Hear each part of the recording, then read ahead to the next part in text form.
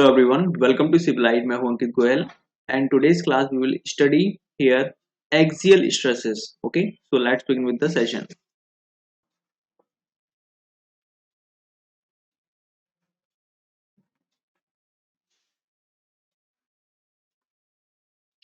तो दोस्तों जब हम एक्सियल स्ट्रेस पढ़ते हैं तो आपको पता है जैसे कि आप किसी एक बॉडी को कंसीडर करो। जैसे हम स्ट्रेंथ ऑफ मटेरियल पढ़ रहे हैं तो स्ट्रेंथ ऑफ मटेरियल में जनरली हम लोग एक लॉन्गिट्यूडनल बार कंसीडर करते हैं। ठीक है, अब इस बार को हम लोग क्या कर रहे हैं, इस बार को हम लोग यहां से कट कर रहे हैं। ठीक है, कट करने के बाद आपने तो पहले देखा ही हुआ है कि you are applying the load over this body that is tensile in behaviour. ठीक है, अब इसको आप जब कट कर रहे हो, कट करने के बाद जब आप इसको इस तरह यहां पर देखोगे, इसको हम लोग रीड्रॉ करते हैं। रीड्रॉ करने के बाद ये जो आपका राइट वाला पोर्शन है, राइट वाले पोर्शन को रीड्रॉ करने के बाद जब आप पाओगे, so you will see here two kinds of stresses will generate here. Two kinds of stresses will generate here. ठीक है, तो दो kinds जो stresses के हैं वो कौन कौन से रहेंगे। एक आपका नॉर्मल स्ट्रेस रहेगा, एक आपका shear स्ट्रेस रहेगा। Normal stress that shear stress that is tau और normal stress that is sigma. ये आपका यहाँ पर वर्क करेगा if you will apply here the load that is P। Okay, तो मैं यहाँ पर लिख देता हूं that is sigma equals to normal stress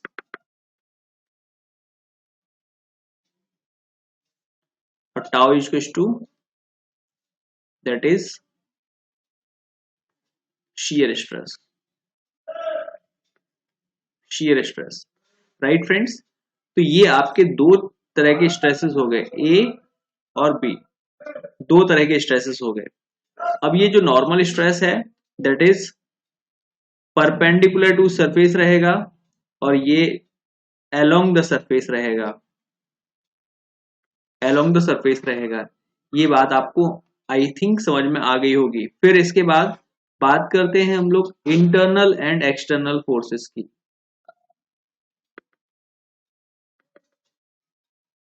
internal and external forces की, इंटरनल और एक्सटर्नल फोर्सेस की बात करते हैं। तो जो इंटरनल फोर्सेस हैं दोस्तों, इंटरनल फोर्सेस हैं वो आपको दिखाई नहीं देते हैं, जैसे कि स्ट्रेस के। तो now let me draw here a diagram.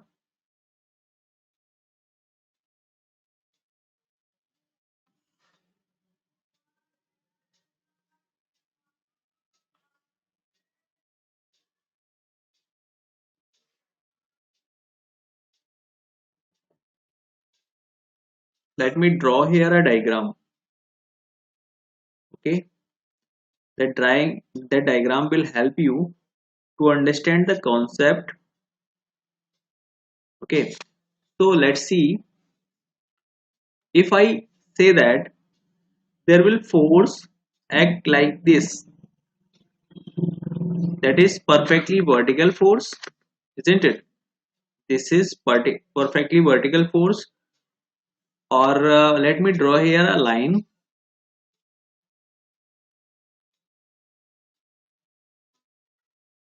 Okay, this is the line of action जहां पर लोड्स लग रहे हैं और यहां पर मैं कुछ इस तरह से एक और लोड लगाता हूं, फिर मैं एक और लोड लगाता हूं that is something like this, फिर इसके बाद और कोई एक मैं यहां पर फोर्स लगा देता हूं। तो इससे होगा क्या, यहां पर जो फोर्सेस लग रहे हैं इसको आप समझिए, फोर्सेस लग रहे हैं वो आप समझिए। तो जैसे आपने यहां पर एक्सटर्नल फोर्सेस लगाए हैं, एक्सटर्नल फोर्सेस लगाए हैं, इनकी वजह से कुछ इंटरनल फोर्सेस जनरेट होंगे, कुछ इंटरनल फोर्सेस जनरेट होंगे। तो let me show you here. तो जो आपके इंटरनल फोर्सेस जनरेट होंगे वो हम लोग यहाँ पर समझते हैं। ये जो हम लोग देख रहे हैं दैट इज 3D केस, ठीक है। ये कौन सा केस है? ये 3D केस होगा दोस्तों।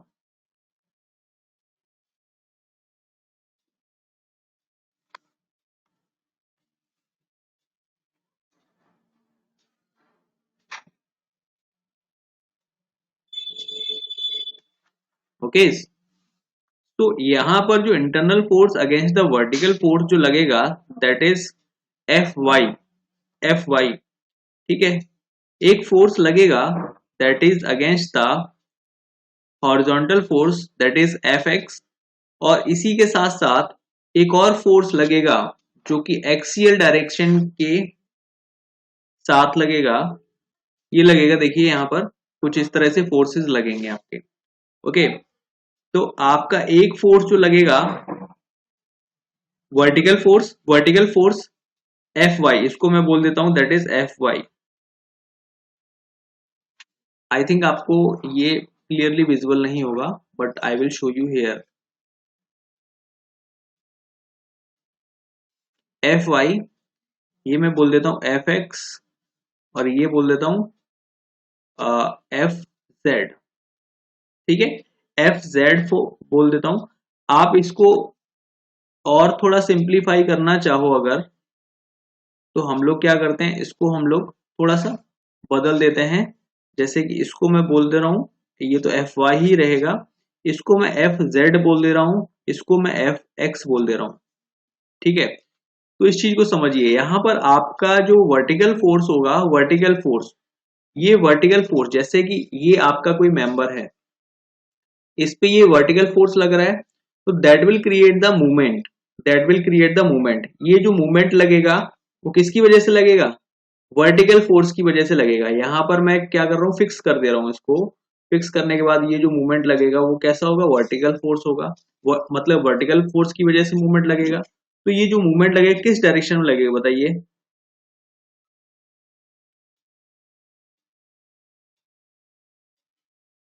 इस डायरेक्शन मूवमेंट लगेगा। क्या क्रिएट हो रहा है? एम जेड मूवमेंट क्रिएट हो जाएगा। कौन सा? एम जेड मूवमेंट क्रिएट हो जाएगा। आ रही बात समझ में? अब मैं क्या कर रहा हूं, अब मैं क्या कर रहा हूं, देखिए यहां से मैं मूवमेंट लगाता हूं, यहां से, ये कौन सा? एफ जेड फोर्स है, एफ जेड फोर्स है, ये मूवमेंट लगाऊंगा। अगर मैं ये मूवमेंट लगाऊंगा तो मूवमेंट किस डायरेक्शन में क्रिएट हो रहा है? इस डायरेक्शन में क्रिएट हो रहा है ना, इस डायरेक्शन में, इस डायरेक्शन मूवमेंट क्रिएट हो रहा है। तो इस डायरेक्शन मूवमेंट क्रिएट होगा, तो उसको कैसे लिखेंगे, किस डायरेक्शन लिखेंगे बताइए?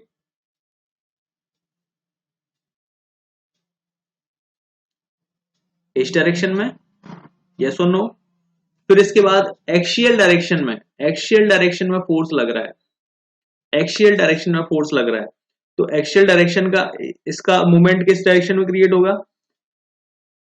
देखिए एक तो आपका लग रहा है, एक तो आपका लग रहा है वर्टिकल डायरेक्शन में, वर्टिकल डायरेक्शन की वजह से आपका मूवमेंट क्रिएट हुआ आपका अप साइड, अप साइड मतलब उसके अगेंस्ट वर्क करेगा मूवमेंट, दैट इज, तो एमजेड लग गया। फिर इसके बाद आपका एक और मूवमेंट लगा, एक और मूवमेंट लगा, इसकी ये एक फोर्स, ये वाला हॉरिजॉन्टल फोर्स, हॉरिजॉन्टल फोर्स की वजह से मूवमेंट लगेगा, ये इसको हम बोल देंगे एम वाई। और इसी तरह से एक और मूवमेंट लगेगा, that will work, that will work, ये क्या करेगा? एफ वाई और एफ जेड दोनों मिलाकर के मूवमेंट क्या करेंगे? एफ वाई क्या करेगा? इसको अप डायरेक्शन में लेके जाएगा, और ये इसको इस डायरेक्शन में लेके जाएगा। तो इसकी वजह से यहाँ पर एक और मूवमेंट लगेगा, that will work into the x direction, जिसको, इसको हम लोग एम एक्स मूवमेंट बोल देते हैं।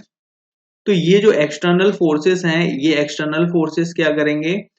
मूवमेंट क्रिएट करेंगे। Clear to you? ये मूवमेंट क्रिएट करेंगे। तो इन्हीं मूवमेंट्स को हमें समझना है। ये किसकी वजह से हो रहा है? देखिए इसके लिए आप राइट हैंड थंब रूल आप समझ लीजिए।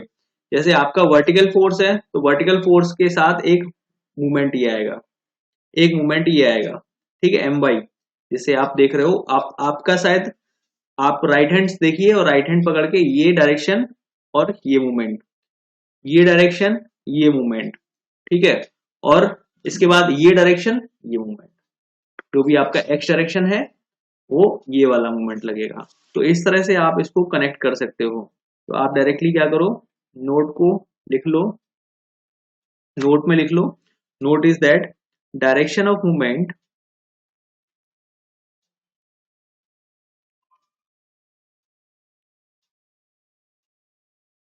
is given by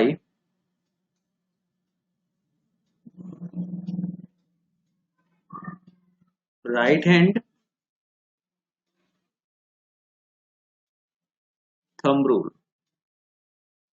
right hand thumb rule, clear to you? Direction of movement is given by right hand thumb rule. अब बात करते हैं इंटरनल फोर्सेस के इफेक्ट्स की। इंटरनल फोर्सेस,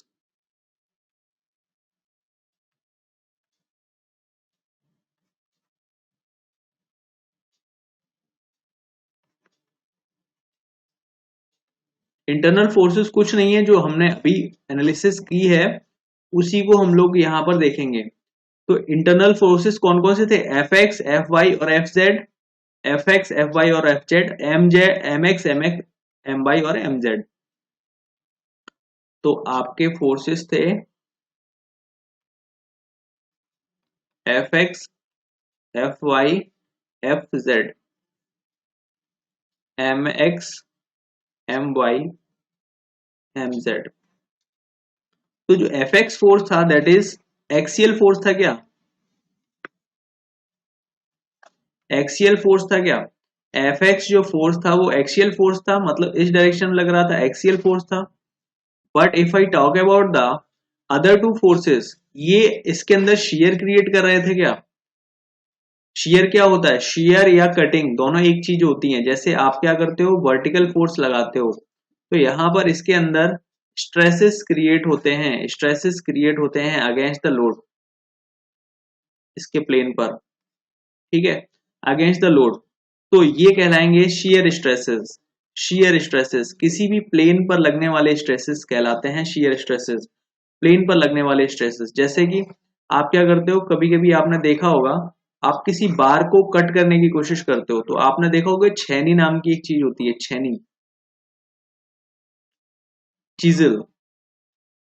तो आप क्या करते हो, इसको कट करते हो, फिर यहाँ पर आप क्या इसके क्या करोगे, एक कोई जगह रखोगे, इसके ऊपर से आप करो लगाओगे एक हैमर, और हैमर से हैमरिंग करोगे, इसके ऊपर हैमर, इम्पैक्ट क्रिएट करते हो।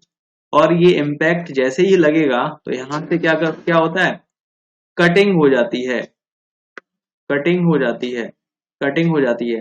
तो ये किसकी वजह से हो रहा है, बिकॉज ऑफ वॉट, यहां से आप अप्लाई कर रहे हो लोड, यहां से आप अप्लाई कर रहे हो लोड, और ये क्या करेगा, ये रिएक्शन क्रिएट करेगा। तो रिएक्शन क्रिएट करेगा, ये लोड लगाया, ये यहां से रिएक्शन, तो इसके बीच में जो प्लेन होगा वो फेलियर प्लेन बन जाएगा। वो फेलियर प्लेन जो है, वो फेलियर प्लेन यहां से वो उस फेलियर प्लेन से क्या होगा, कटिंग हो जाएगी बॉडी की। तो ये एक चीज है, ये एक फिनोमेना है जिस तरह से कटिंग होती है। तो शियरिंग, ये जो प्लेन है इस प्लेन को ही क्या बोलते हैं, शियरिंग प्लेन बोलते हैं, ठीक है। प्लेन को कटिंग प्लेन भी बोलते हो और शियरिंग प्लेन भी बोलते हो, जहां से फेलियर होता है, शियरिंग फेलियर जिसे आप जानते जानते हो, ठीक है। तो आई होप क्लियर हो गया होगा। फिलहाल हम लोग बात कर रहे हैं आगे, दैट इज एक्सियल फोर्स। तो other two forces F Y और F Z forces will be the shear force.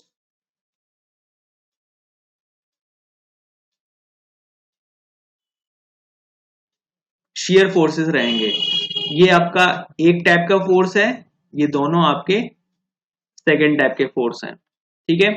इसके बाद एम एक्स जो है, ये क्या है आपका, ये आपका ट्विस्टिंग मूवमेंट रहेगा।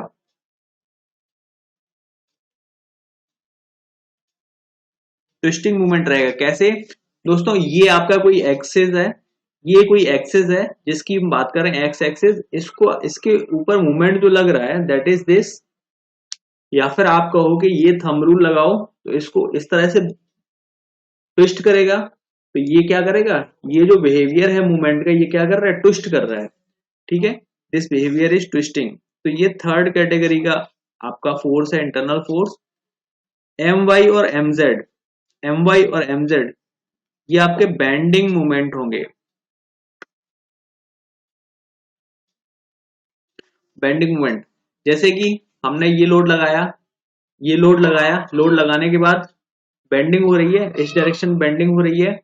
ठीक है, अब आप इस डायरेक्शन में लोड लगा रहे हो तो इस तरह से, इस डायरेक्शन से इस तरह से मूवमेंट लग रहा है, इस तरह से मूवमेंट लग रहा है। मूवमेंट लग रहा है कि नहीं लग रहा है? ये मूवमेंट लग रहा है। तो ये मूवमेंट क्या है? बेंडिंग मूवमेंट है। तो this comes into this category, bending movement की कैटेगरी में आएगा। तो ये आपके कुल मिलाकर के 3D कंडीशन में चार तरह के आपके क्या लग रहे हैं? चार टाइप्स के लोड लग रहे हैं। लेकिन टोटल लोड्स कितने हैं? टोटल इंटरनल फोर्सेस कितने हैं? That total internal forces are 6। Okay, clear to you? ठीक है, इसकी वजह से जो स्ट्रेसेस क्रिएट होंगे वो आपके एक्सियल स्ट्रेसेस आएंगे। एक्सियल फोर्स की वजह से एक्सियल स्ट्रेस आएंगे, या या फिर आप इसको बोल सकते हो normal stress.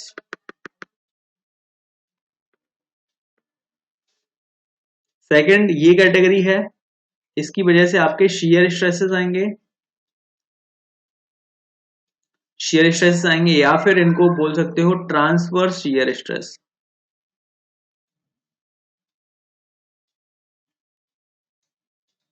Transverse shear stress. Fourth category है, थर्ड कैटेगरी है, that is twisting movement. Twisting movement, twisting movement की वजह से आपका जो स्ट्रेस क्रिएट होगा टॉर्जनल शियर स्ट्रेस क्रिएट होगा।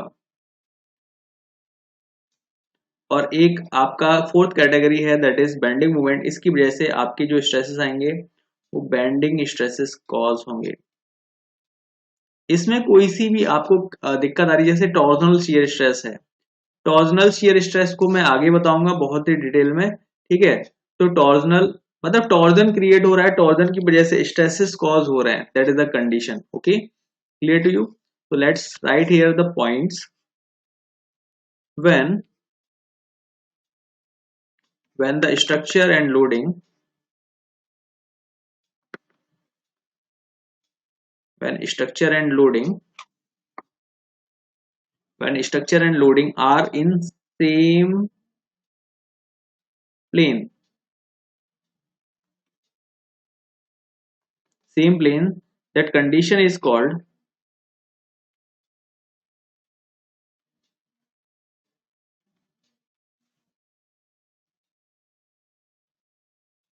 that condition is called 3D condition।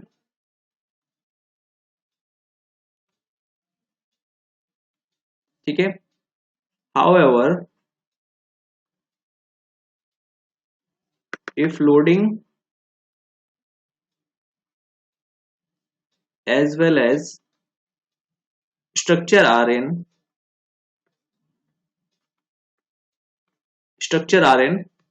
same plane, structure are in same plane, condition is called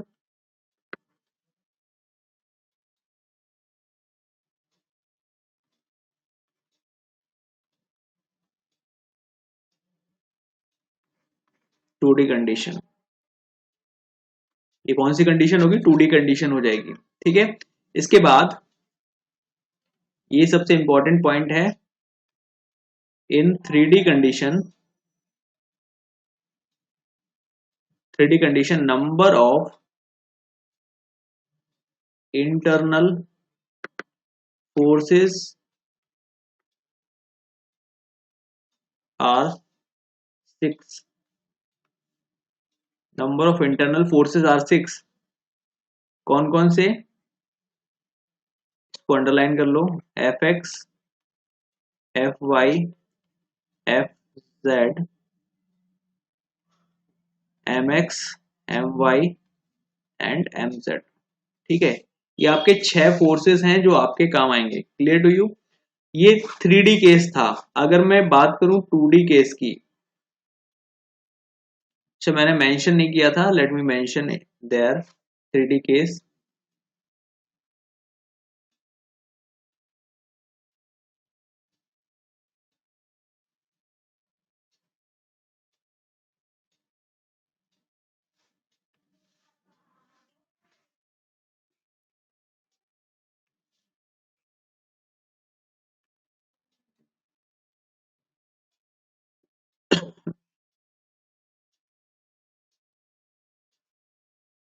ये है आपका 3D केस। अभी मैं अगर बात करूं 2D केस की, तो 2D केस में ऐसा क्या होगा, 2D केस भी देख लो।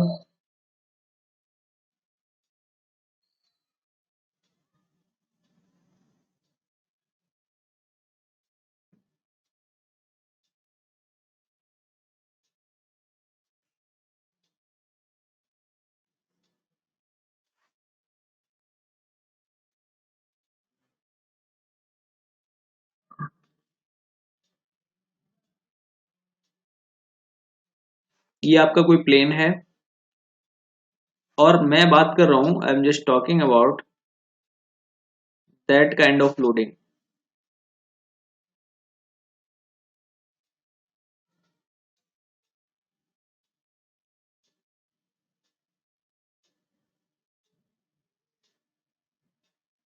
I am just talking about that kind of loading. ये आपका इस तरह का लोड लग रहा है। जब इस तरह का लोड इस बॉडी पर लग रहा है, तो यहाँ पर कौन कौन से फोर्सेस कॉज होंगे, इसको देख लेते हैं। ठीक है, तो प्लेन आपका क्या है, प्लेन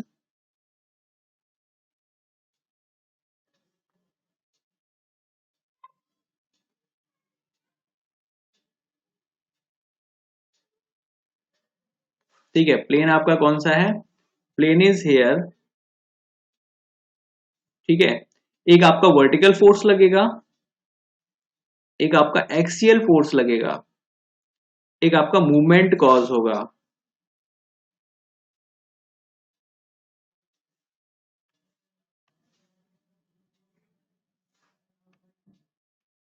एक आपका मूवमेंट कॉज होगा,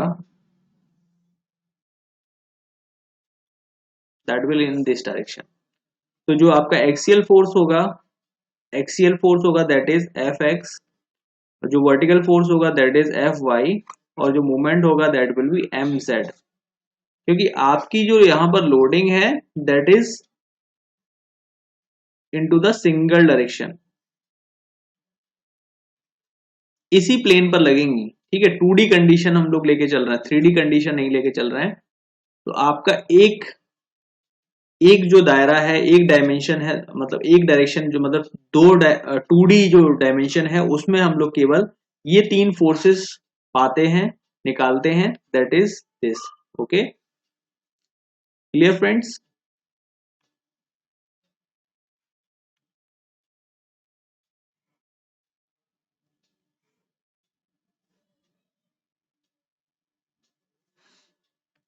ये फोर्सेस आएंगे, ये फोर्सेस के बाद हम लोग और देखते हैं आगे। ये 2D केस हो गया।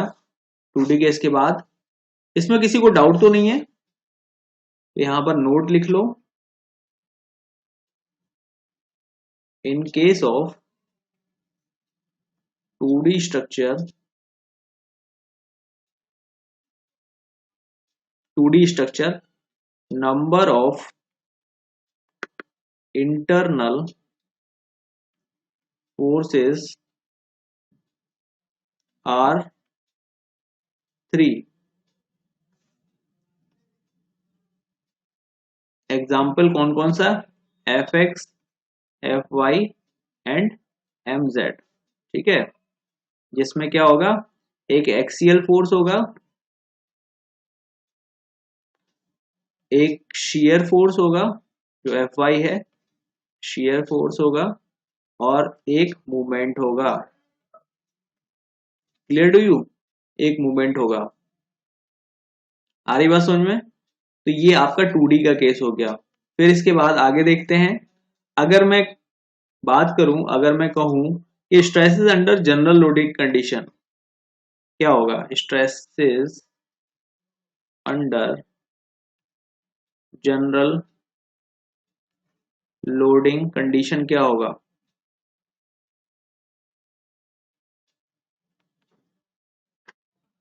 Stresses under general loading condition क्या होगा। देखिए, हम लोग क्या करते हैं, एक क्यूब जनरेट करते हैं, क्यूब बनाते हैं। हम क्यूब से क्या करेंगे, एनालिसिस करेंगे अपनी, और एनालिसिस को समझेंगे। ठीक है, there is a cube,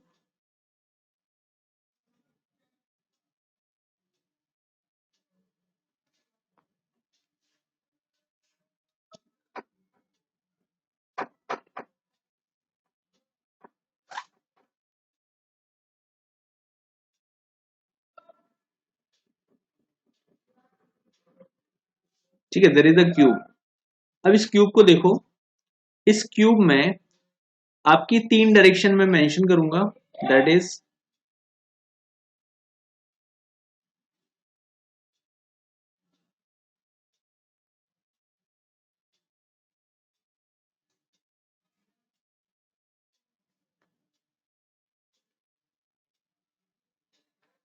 this,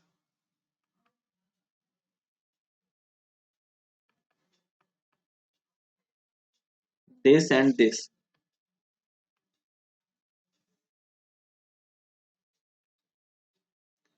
ये आपकी वाई डायरेक्शन हो गई, ये आपकी एक्स डायरेक्शन हो गई, ये आपकी जेड डायरेक्शन हो गई। तो वर्टिकल डायरेक्शन में जो स्ट्रेसेस आएंगे वो आपके वो आपका मेन स्ट्रेस होगा, ठीक है, मेन स्ट्रेस। और जो आपका यहाँ पर एक एक्स डायरेक्शन में स्ट्रेस आएगा वो एक मेन स्ट्रेस होगा, एक यहाँ पर जेड डायरेक्शन में एक स्ट्रेस आएगा वो आपका एक मेन स्ट्रेस होगा। इसके अलावा के जो स्ट्रेसेस होंगे वो आपके माइनर स्ट्रेस होंगे, या फिर इसको मतलब हम लोग मेन स्ट्रेस ना बोल करके उसको क्या बोलेंगे, शियर स्ट्रेस बोलेंगे।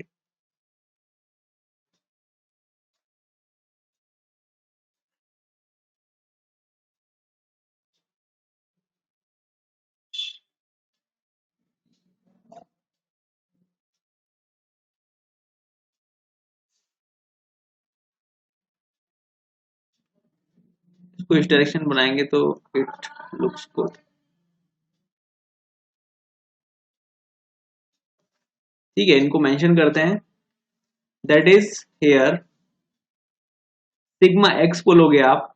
ठीक है, बाकी जो स्ट्रेसेस हैं बाकी जो स्ट्रेसेस हैं ये सिग्मा जेड रहेगा, sorry sigma Y sigma X रहेगा, उल्टा लिख दिया है, सिग्मा वाई, सिग्मा एक्स और सिग्मा जेड।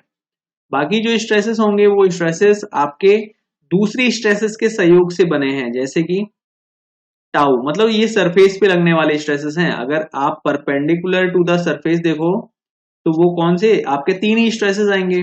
बाकी जो स्ट्रेसेस लग रहे हैं वो आपके दूसरे स्ट्रेसेस की वजह से जनरेट हुए हैं, that is on the surface. तो सरफेस पे लगने वाले स्ट्रेसेस कौन से होते हैं, शियर स्ट्रेसेस होते हैं। तो ये आपका प्राइम क्या रहेगा, वाई एक्सिस, वाई एक्सिस पे ये एक्सिस कौन सा है, एक्स एक्सिस। इसी तरह से आपका टाउ वाई जेड आ जाएगा, इस तरह से यहाँ पे टाउ एक्स वाई आ जाएगा, ये टाउ एक्स जेड आ जाएगा। इसी तरह से यहाँ पर टाउ जेड वाई आ जाएगा और ये क्या आ जाएगा, टाउ जेड एक्स आ जाएगा। ठीक है, अब यहां पर समझो, यहां पर एक नोट करने वाली बात यह है, नोट करने वाली बात यह है कि यहां पर total number of stresses under general loading condition कितने हैं, 9 स्ट्रेसेस हैं। यहां पर लिख लो, at any point inside the body under general loading condition,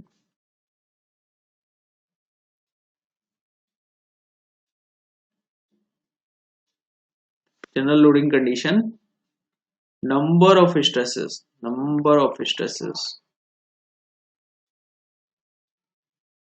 are कितना, 9। ये बहुत ही इंपॉर्टेंट लाइन है, अंडर जनरल लोडिंग कंडीशन, इसको अंडरलाइन कर लो, under general loading condition, under general loading condition. ठीक है, और कौन कौन से स्ट्रेसेस आ रहे हैं ये भी तो मेंशन करोगे। इसको सिग्मा वाई वाई लिख लो, इसको सिग्मा एक्स एक्स लिख लो, इसको सिग्मा जेड जेड लिख लो। Sigma X X, sigma Y Y, sigma Z Z. इसके बाद आपके टाउ हैं, tau X Y and tau Y X, tau Z X, tau X Z, और इसी के साथ टाउ जो है Y Z tau Z Y, ये आपके कुल मिलाकर के 9 स्ट्रेसेस हैं जो कि आपके जनरल लोडिंग कंडीशन में कॉज होंगे, जनरल लोडिंग कंडीशन में कॉज होंगे। आ रही बात समझ में? अच्छा, जनरल लोडिंग कंडीशन में कॉज होंगे। अच्छा, इसमें लिख लो, जैसे जो सिग्मा के साथ वाई वाई है, तो पहला जो लेटर है वो आपको प्लेन के लिए इंडिकेट कर रहा है, दूसरा लेटर है वो डायरेक्शन को इंडिकेट कर रहा है। आ रही बात समझ में?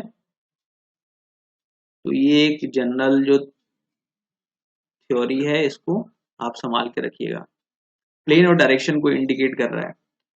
तो जैसे कि हम यहाँ पे बात करें टाउ की, तो टाउ में पहला वाई जो होगा वो प्लेन को इंडिकेट करेगा, क्योंकि ये वाई प्लेन है, ये एक्स प्लेन है और ये जेड प्लेन है। ठीक है, तो पहला प्लेन को, दूसरा डायरेक्शन को इंडिकेट कर रहा है, दूसरा डायरेक्शन को इंडिकेट कर रहा है। दूसरा डायरेक्शन जैसे कि जेड है, टाउ वाई जेड है, तो जेड डायरेक्शन में ये दे रखा है, that is Y this is the direction. Clear to you? अब मैं यहां पर बात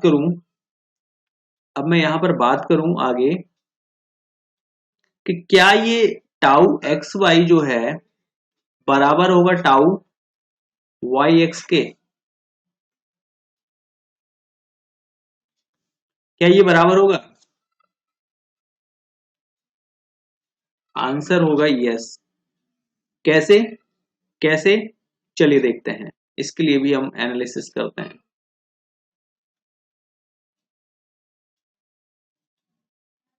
3D बनाना है, 3D बनाते हैं। Okay, so let's see over here.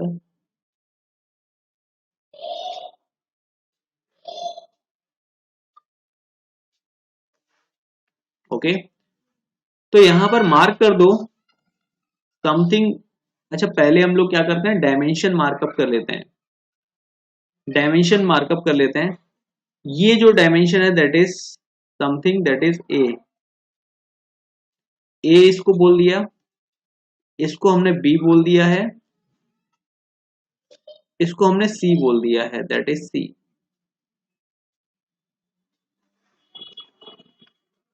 सी बोल दिया है। अब हम लोग क्या कर रहे हैं इसमें, इसको हम लोग टाउ वन बोल देते हैं, टाउ वन। तो ये अपोजिट डायरेक्शन में आएगा, ये दूसरा आएगा। फिर इसके बाद एक स्ट्रेस हम लोग यहां भी मार्क करते हैं और एक स्ट्रेस अपोजिट में यहां मार्क करते हैं। ठीक है, एक स्ट्रेस अपोजिट में यहां मार्क करते हैं और इनको हम लोग क्या कर रहे हैं, नोटिफाई कर देते हैं। ये आपको मान के चलना है, दैट इज टाउ वन। ये आपको मान के चलना है, that is tau two, that is tau three and that is tau four. तो we have to say first of all sigma F Y equals to 0। मतलब वाई डायरेक्शन में जो भी फोर्सेस होंगे वो क्या होंगे, एट फाइनल स्टेज क्या हो जाएंगे, नेग्लेक्ट हो जाएंगे। इक्विलिब्रियम में हम लोग कंडीशन लेके चल रहे हैं, इक्विलिब्रियम कंडीशन लेके चल रहे हैं। तो अब मैं बात करूं tau one B C minus क्या हो जाएगा, tau three B C equals to 0, क्योंकि अपवर्ड हम लोग क्या मान के चल रहे हैं, दैट इज पॉजिटिव और डाउनवर्ड निगेटिव। तो इस कंडीशन को हम लोग रखते हैं, तो यहाँ पर tau one B C that is upward positive, BC is the cross sectional area, इस वाले प्लेन को रिप्रेजेंट कर रहा है ये बीसी का मतलब, क्योंकि ये बी है ये सी है, that is the thing. Clear? तो आप कहोगे टाउ वन बी सी जो है that will be equal to tau three B C, तो कहोगे यस दैट इज करेक्ट। अब मैं बात करूं, that is sigma F H equals to horizontal forces, वो क्या कर दे रहे हैं हम, 0 कर दे रहे हैं। 0 अगर हम कर रहे हैं, 0 कर रहे हैं, तो आप कहोगे tau two A C minus tau four A C equals to 0। ठीक है, तो tau two A C will be equal to tau four A C. Tau four AC equal to 0 हो जाएगा, वो मतलब इक्वल हो जाएंगे दोनों, तो ये भी क्या हो गया, सही हो गया। तो that is why you can से जो आपके टाउ एक्स वाई जो होगा वो इक्वल टू क्या, टाउ वाई एक्स के बराबर हो जाएगा, टाउ वाई एक्स के बराबर हो जाएगा। तो आप यहाँ पर कह सकते हो, आप यहाँ पर कह सकते हो कि sigma X X, sigma Y Y, sigma Z Z, इसी के साथ अगर आप कंपैरिजन करके लिखें, इसी के साथ अगर हम कंपैरिजन करके लिखें तो tau X Y will be equal to tau Y X हो जाएगा।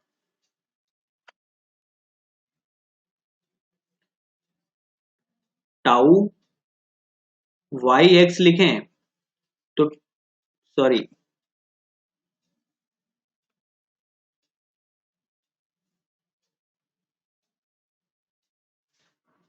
टाउ वाई जेड लिखें तो टाउ जेड वाई बराबर हो जाएगा। और यहाँ पर टाउ जेड एक्स लिखें तो it will be equal to tau X Z. ठीक है, तो ये तीनों चीजें, चारों चीजें क्या हो रही हैं, तीनों चीजें बराबर हो रही हैं। ठीक है, तीनों चीजें बराबर हो जाएंगी, that plays a very significant role. ठीक है, that plays a very significant role. तो आप यहाँ पर नोट करके लिखोगे, at any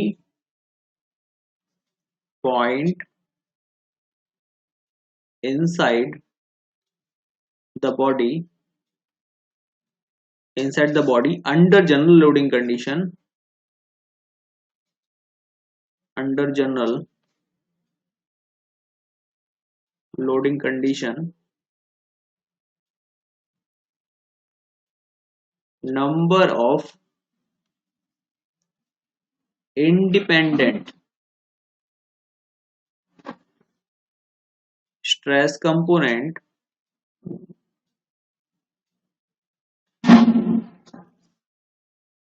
are 6।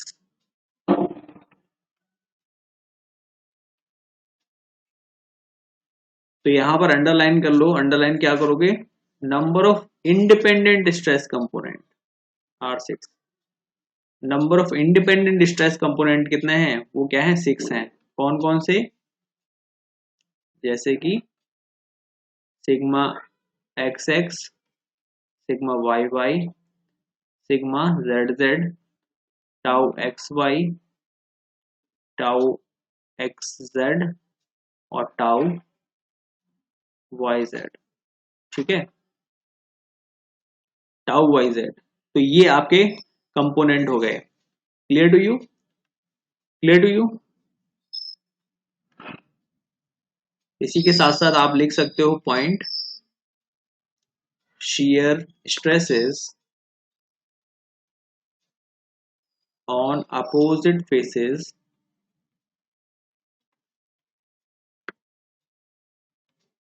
are equal in magnitude and opposite in direction,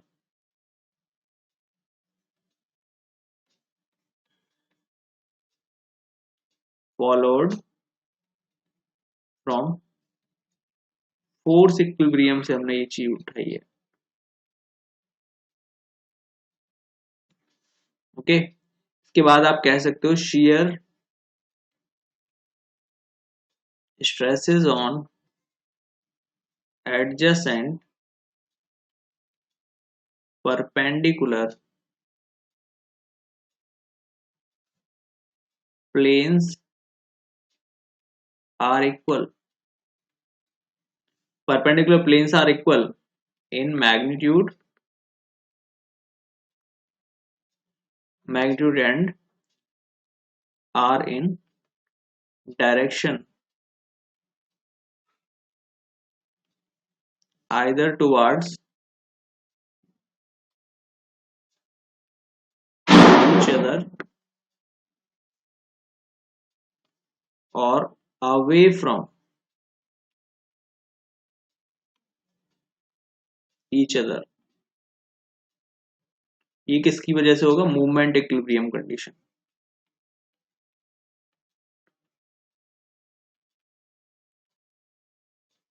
moment equilibrium condition से। ठीक है, आई होप इतनी बात आपको समझ में आ गई होगी। ठीक है, बात करते हैं हम, ये आपने वेक्टर पढ़ा होगा,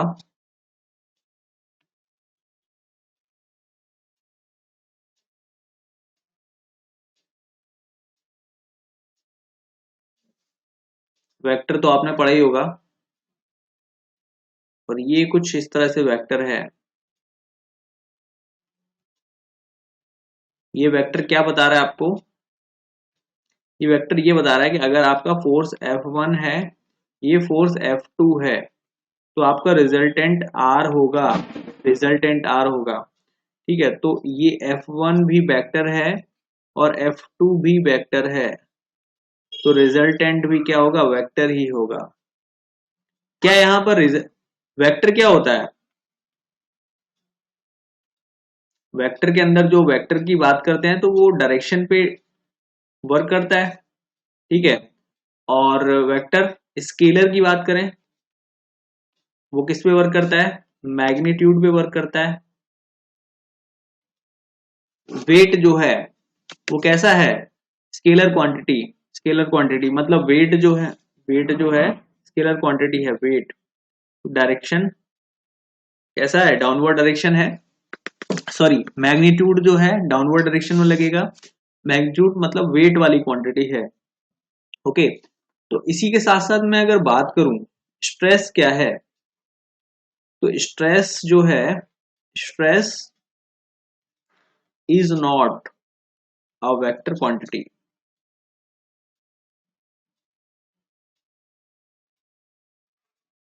quantity because it have both direction and magnitude। ठीक है, डायरेक्शन भी होता है, मैग्नीट्यूड भी होता है, और इसके पास एक्स्ट्रा क्या है, एंड प्लेन। ठीक है, मतलब प्लेन पर लगने वाली चीज है, ये प्लेन पर लगने वाली चीज है।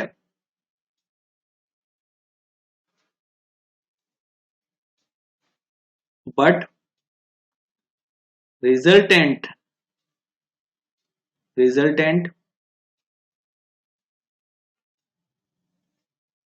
रिजल्टेंट निकालना है, इसका आसान नहीं है। रिजल्टेंट के लिए हमें कुछ एक थर्ड क्वांटिटी की जरूरत पड़ती है, but resultant of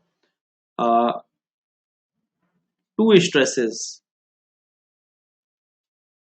are not obtained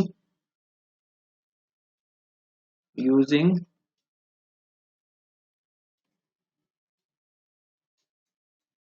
parallelogram,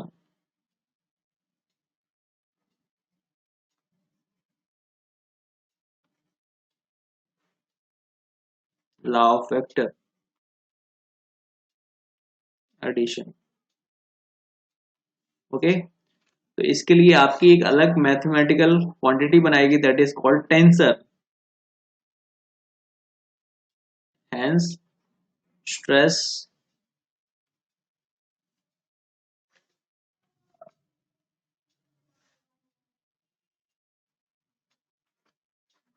have another mathematical quantity that is tensor. ठीक है, स्ट्रेस टेंसर, स्ट्रेस टेंसर बोलते हैं इसको, स्ट्रेस टेंसर बोलते हैं। जैसे कि सिग्मा इक्वल्स टू, को मैट्रिक्स के फॉर्मूले हम लोग रिप्रेजेंट करते हैं, मैट्रिक्स के फॉर्म में हम इसको रिप्रेजेंट करते हैं, जैसे कि sigma X X, tau X Y, tau X Z.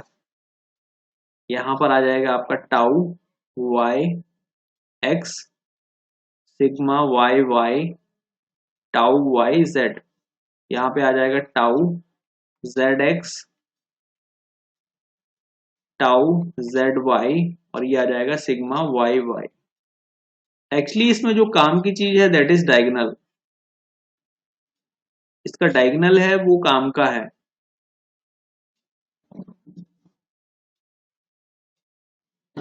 ठीक है, ये डायगोनल है वो काम का है, दैट इज वाई इसको हम लोग बोलते हैं प्रिंसिपल डायगोनल।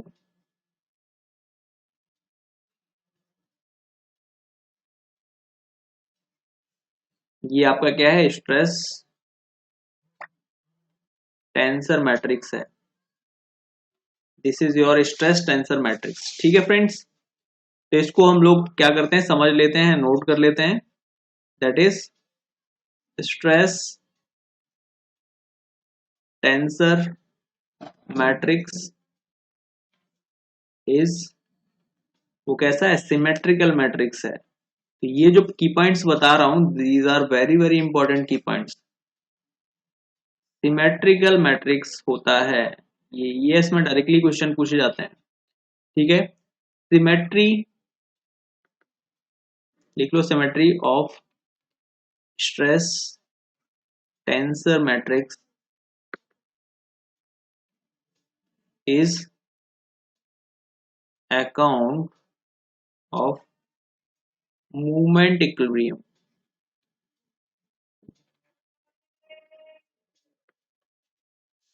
मूवमेंट इक्विलिब्रियम, ठीक है। तो थर्ड है दैट इज स्ट्रेस, कौन से ऑर्डर का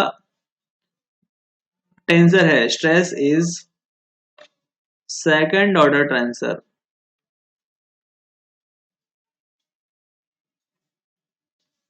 सेकेंड ऑर्डर का टेंसर है। अच्छा, इसके साथ साथ कभी कभी यूनिट्स पूछ दिया, दूसरे यूनिट्स पूछ दिया जाते हैं, जैसे कि स्ट्रेस, स्ट्रेस तो हो गया, स्ट्रेन, स्ट्रेन और you can say movement of inertia are also of second order tensor,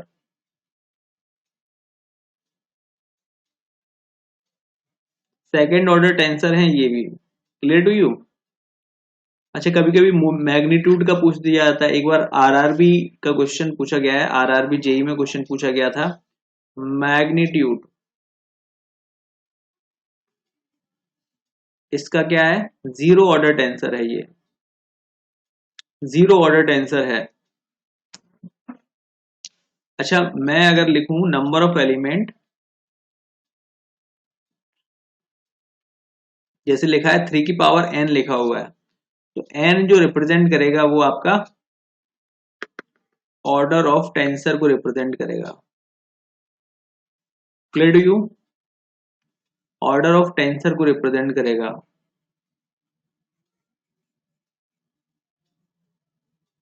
order of tensor को रिप्रेजेंट करेगा, क्लियर टू यू, आ रही बात समझ में। चलिए अब थोड़ा सा स्ट्रेन के बारे में जान लेते हैं। स्ट्रेन, स्ट्रेन के बारे में बेसिक तो हमें पता चल गया था कि स्ट्रेन क्या होता है। स्ट्रेन क्या होता है, जैसे आपके पास कोई मेंबर है, इस मेंबर के ऊपर आपने क्या किया, लोड अप्लाई किया, चाहे डायरेक्ट अपोजिट डायरेक्शन से कोई एक दूसरा फोर्स लगा दो या फिर चाहे इसको फिक्स कर दो, और जो इसका ओरिजिनल लेंथ है that is this, that is this, tensile force लगाया आपने। तो आफ्टर एप्लीकेशन ऑफ लोड आपका ये जो सिस्टम था एलोंगेट हो गया, और एलोंगेट होने के बाद इसकी लेंथ कितनी हो गई, L plus delta L,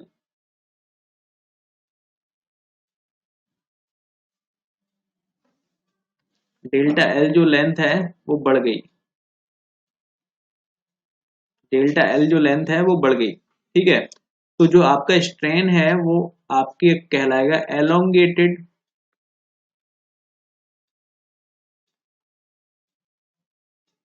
length upon original length,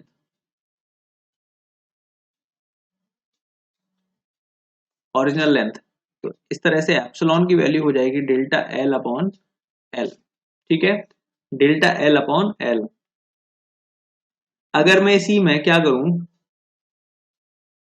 3D कोई स्ट्रक्चर लेके चलूं, 3D बॉडी लेके चलूं, और 3D बॉडी में क्या मॉडिफिकेशंस आते हैं आफ्टर एप्लीकेशन ऑफ लोड, उसको मैं मेंशन करना चाहूं टेंसर के फॉर्म में, तो मैं कुछ इस तरह से रिप्रेजेंट करूंगा। टेंसर के फॉर्म में मतलब हमारे पास जो भी स्ट्रक्चर था उसको हमने ऐसे पकड़ के खींच दिया, ऐसे पकड़ के खींच दिया, तो ये आपका हो जाएगा θ2, ये आपका प्राइमरी एंगल रहेगा θ1, θ1। ओके, तो ये किसकी वजह से होगा, ये शियर स्ट्रेस की वजह से होगा।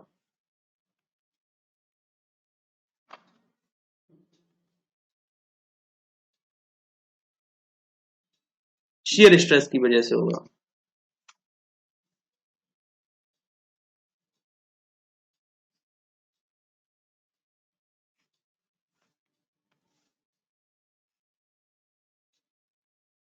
ठीक है, शियर स्ट्रेस की वजह से होगा। और ये जो θ1 है वो θ2 के बराबर होगा, θ1 है जो θ2 के बराबर होगा, ये चीज ध्यान रखिएगा। अब स्ट्रेस को हम लोग डिफाइन कर देते हैं, स्ट्रेन को डिफाइन कर लेते हैं। Strain is a fundamental quantity,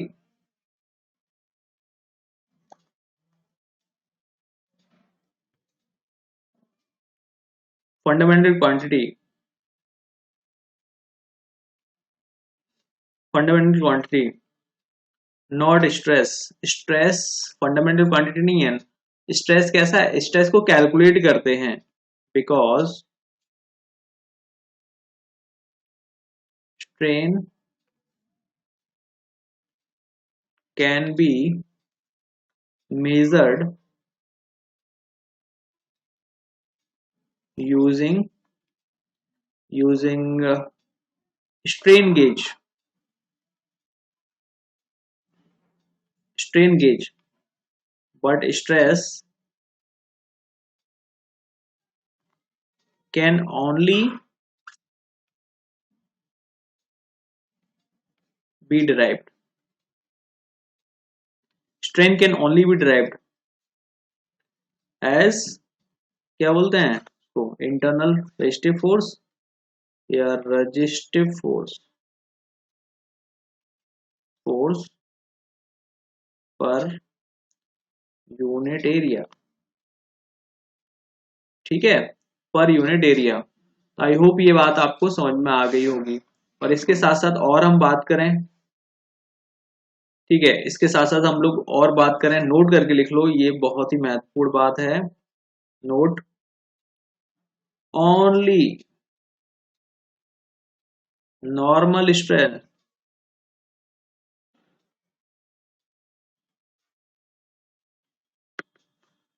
can be measured, normal strain can be measured. देख लो, बट नॉट करके लिखेंगे, बट नॉट, शियर स्ट्रेन को मेजर नहीं कर सकते हैं। ठीक है, शियर स्ट्रेन फंडामेंटल क्वांटिटी नहीं है, ये कहने का मतलब है। ओके।